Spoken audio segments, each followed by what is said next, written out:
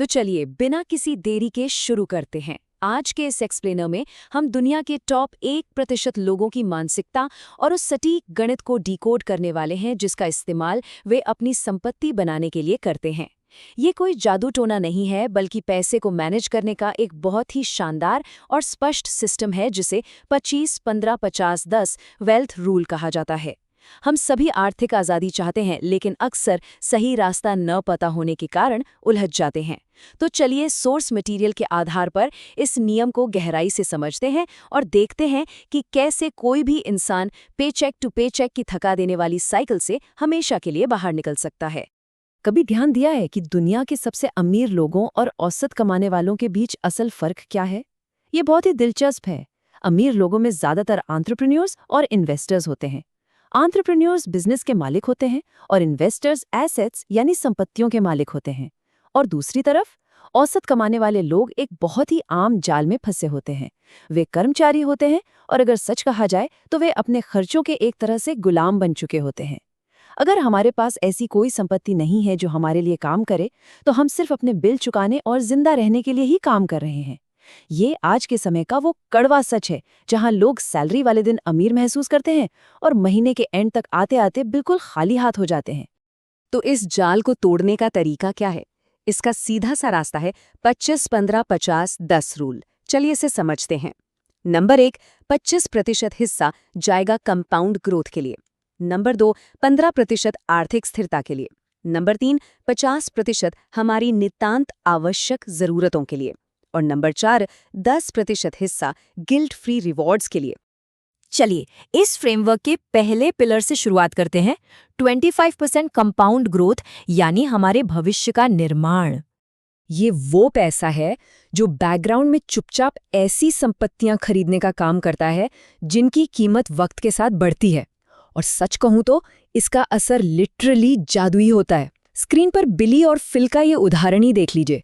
बिली ने 20 साल की उम्र में हर महीने $200 का निवेश शुरू किया, लेकिन फिल ने उसने 30 साल की उम्र तक इंतजार किया और फिर कवर अप करने के लिए हर महीने $300 का निवेश किया। दोनों ने 60 साल की उम्र में अपना निवेश रोक दिया। अब ध्यान से सुनिएगा, फिल ने अपनी जेब से कुल $1,08,000 लगाए, जबकि बिली ने केवल $96,000 जमा किए। लॉजिक के हिसाब से तो फिल के पास ज्यादा पैसे होने चाहिए, है ना? बिल्कुल नहीं। अगर हम S&P 500 जैसे इंडेक्स से 10% के हिस्टोरिकल एवरेज रिटर्न को मानकर चलें, तो रिजल्ट्स आपके होश उड़ा देंगे। फिल का निवेश बनता है लगभग $6,78,000 और बिली का $1.26 मिलियन से भी ज्यादा।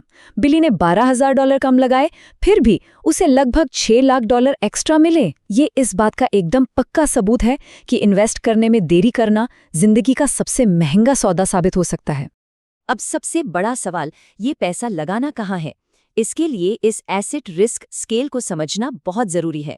शुरुआत हमेशा बेस यानी फाउंडेशनल संपत्तियों से होनी चाहिए, जैसे कि इंडेक्स फंड्स और हाई इनकम स्किल सीखना। इंडेक्स फंड्स बहुत ही सेफ और स्टेबल होते हैं क्योंकि इनमें किसी एक कंपनी के बजाय पूरा का पूरा मार्केट खरीदा जाता है। इसके बाद मीडियम लेवल पर आते हैं रियल एस्टेट और ऑनलाइन बिजनेस, जिनमें थोड़ा समय और मेहनत लगती है।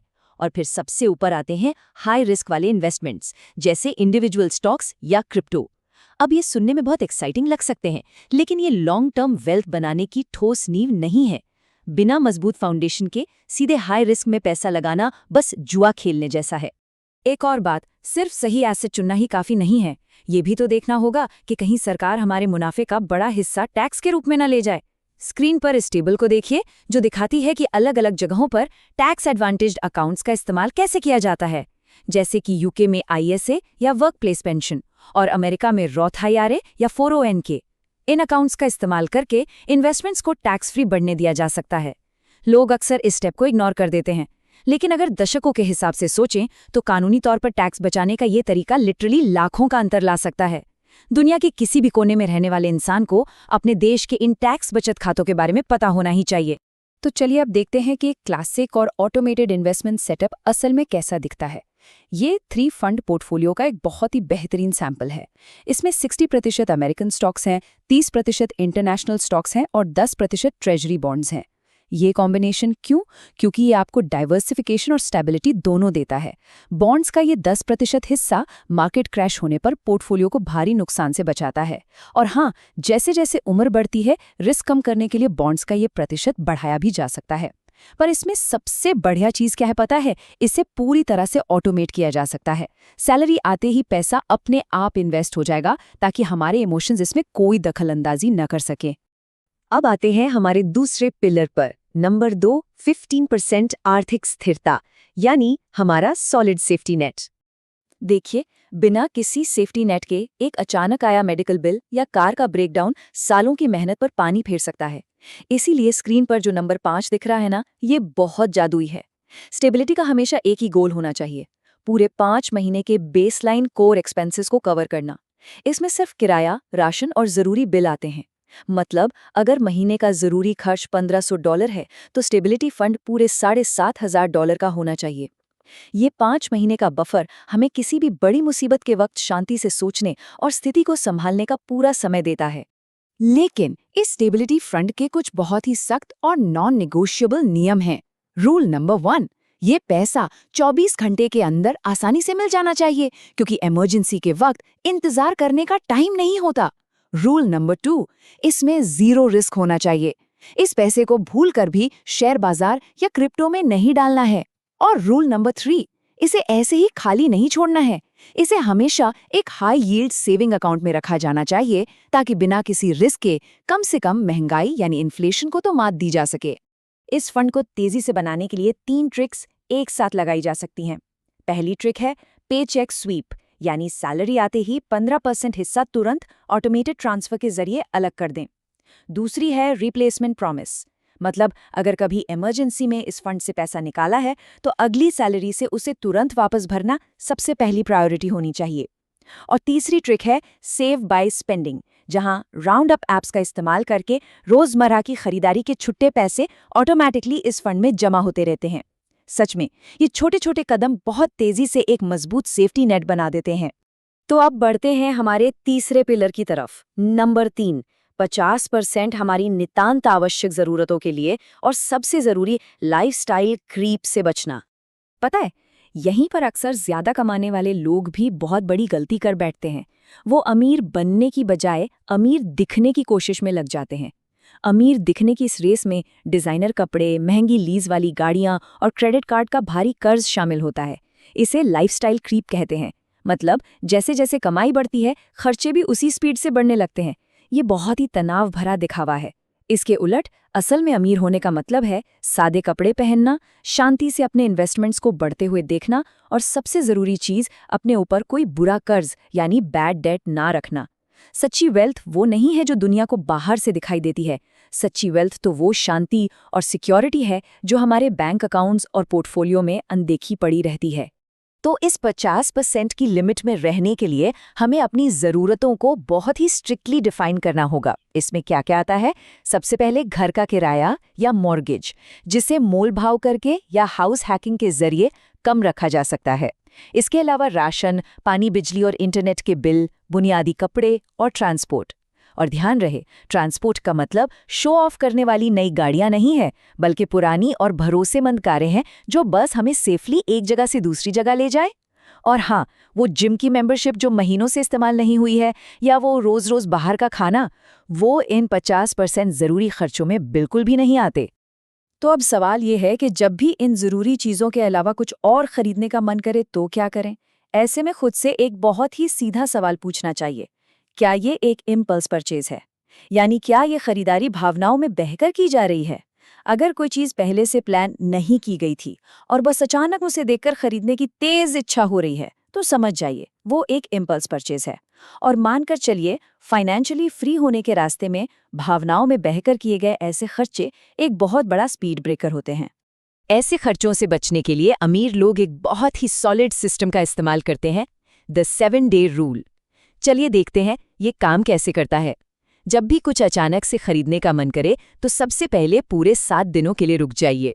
अक्सर 7 दिन बाद वो शुरुआती क्रेज अपने आप खत्म हो जाता है। लेकिन अगर 7 दिन बाद भी उस चीज़ की ज़रूरत महसूस हो रही है, तो अगला सवाल पूछें, क्या ये सिर्फ एक बड़े ब्रांड के टैग के लिए खरीदा जा रहा है या सच में इसकी कोई वैल्यू है? फिर उसकी कॉस्ट पर वियर यानी प्रति उपयोग लागत निकालें। मतलब एक महंगी चीज जो 100 बार इस्तेमाल होगी वो सस्ती चीज से कहीं बेहतर है जो सिर्फ 2 बार काम आएगी।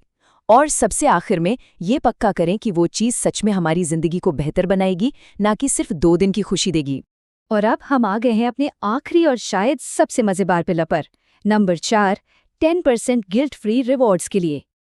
देखिए, अगर पैसे बचाने का ये पूरा प्रोसेस किसी सजा की तरह लगने लगे तो लोग बीच में ही हार मान लेते हैं। इसीलिए ये रिवॉर्ड्स बहुत जरूरी हैं। लेकिन याद रहे, हर तरह के रिवॉर्ड्स एक जैसे नहीं होते। सबसे हाई वैल्यू रिवॉर्ड्स वो होते हैं जो जिंदगी भर की यादें बनाते हैं और हमारे मेंटल हेल्थ को बेहतर करते हैं। जैसे कि छुट्टियां मनाना, कोई ऐसा शौक पूरा करना जो जुनून जगाए, दोस्तों या परिवार के साथ अच्छे डिनर पर जाना, या फिर अपनों को कुछ मीनिंगफुल गिफ्ट्स देना। फालतू के सामानों से घर भरने के बजाय नए अनुभवों और रिश्तों पर खर्च किया गया पैसा लिटरली सबसे ज्यादा सुकून और लंबी खुशी देता है। अब इस मजे को पूरी तरह से गिल्ट फ्री कैसे बनाया जाए, इसका सीक्रेट है द जॉय जार। ये जॉय जार असल में एक अलग बैंक अकाउंट होता है जिसमें हमारी इनकम का 10% हिस्सा हर महीने ऑटोमेटिकली चला जाता है। तो जब भी वीकेंड ट्रिप पर जाने या किसी शानदार रेस्टोरेंट में डिनर करने का मन हो तो पैसा इसी जॉय जार से खर्च किया जाता है। क्योंकि ये पैसा सिर्फ और सिर्फ इसी काम के लिए रखा गया था, इसलिए इसे खर्च करते वक्त जरा सा भी गिल्ट या अपराध बोध नहीं होता। लेकिन इसका एक बहुत ही सख्त नियम भी है। अगर ये अकाउंट 0 पर पहुंच गया तो मजेदार खर्चों पर तुरंत फुल स्टॉप लगाना होगा, कम से कम तब तक के लिए जब तक अगले महीने इसमें फिर से पैसे ना आ जाएं। ये आज़ादी और अनुशासन का एकदम परफेक्ट बैलेंस है। इस एक्सप्लेनर को खत्म करने से पहले सोर्स मटेरियल की एक बहुत ही पावरफुल बात याद दिलाना चाहूंगा। अमीरी वो नहीं है जो हमें आंखों से दिखती है, बल्कि अमीरी वो है जो नहीं दिखती। असली वेल्थ वो चमकती हुई कारें या महंगे कपड़े नहीं हैं, बल्कि वो इन्वेस्टमेंट्स हैं जो बैकग्राउंड में बिल्कुल शांति से बढ़ रहे हैं। और ये 25-15-15-10 रूल इसी अनदेखी संपत्ति को बनाने का एक मास्टर ब्लूप्रिंट है। तो जाते जाते बस एक सवाल छोड़ रहा हूं, क्या समाज की नजरों में अमीर दिखने का दिखावा आपकी भविष्य की सच्ची और शांत आर्थिक आजादी से ज्यादा कीमती है?